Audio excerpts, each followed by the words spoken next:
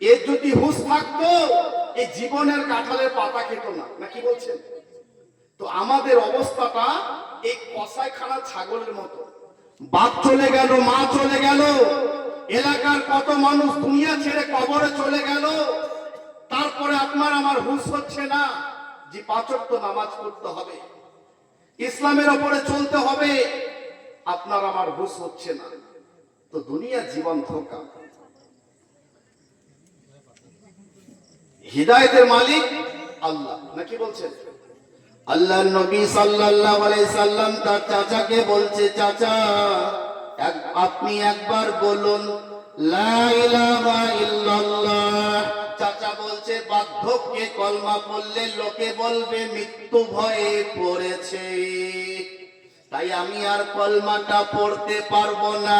বিষ্ণুপোষণ চাচা, হিতাকাঙ্ক্ষী চাচা, স্নেহ দিয়া চাচা, ভালোবাসা দিয়া চাচা, যে চাচা বলেছে বর্তমানে তোমার গায়ে কেউ হাত দিতে পারবে না, সেই রকম চাচা দুনিয়া ছেড়ে চলে যাচ্ছে। চাচাকে বলছি একবার আপনি কালিমা লা ইলাহা ইল্লাল্লাহ মুহাম্মাদুর রাসূলুল্লাহ সাল্লাল্লাহু আলাইহি সাল্লাম একবার বলুন, আমি কিয়ামতের দিনে সুপারিশ করব। আল্লাহ নবী বলছে, বারবার আবেদন করছে, কিন্তু চাচা কালিমা বলতে পারছে না। আল্লাহ কি বললেন? সূরা কসাস 20 পারা আয়াত নাম্বার 56, ইন্নাকা লা তাহদি মান আহবাবতা ওয়ালাকিন্নাল্লাহা ইয়াহদি মান ইয়াশা।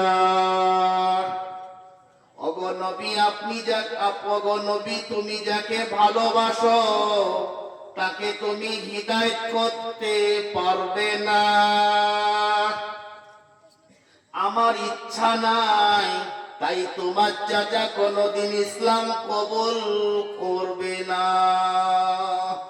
আল্লাহু আকবার। আল্লাহ সত্যি কত বড়, আল্লাহ পাওয়ারফুল, আল্লাহ কারো পরোয়া করে না।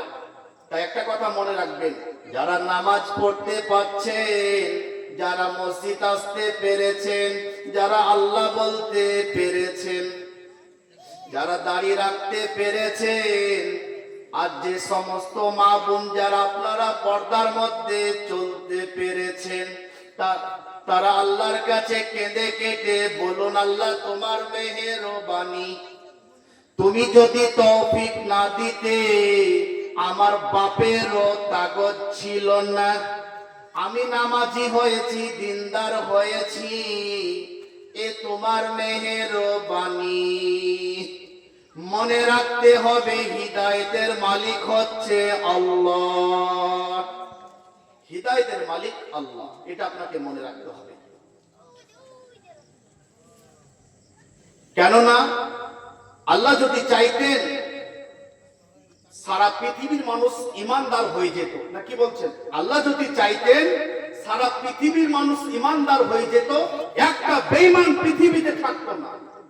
কিন্তু আল্লাহর এই কথা সত্য, আল্লাহর এই কথা সত্য যে আল্লাহ বলেছে জিন এবং ইনসানকে আমি জাহান্নামে দেব, সবাই ইমানদার হবে না।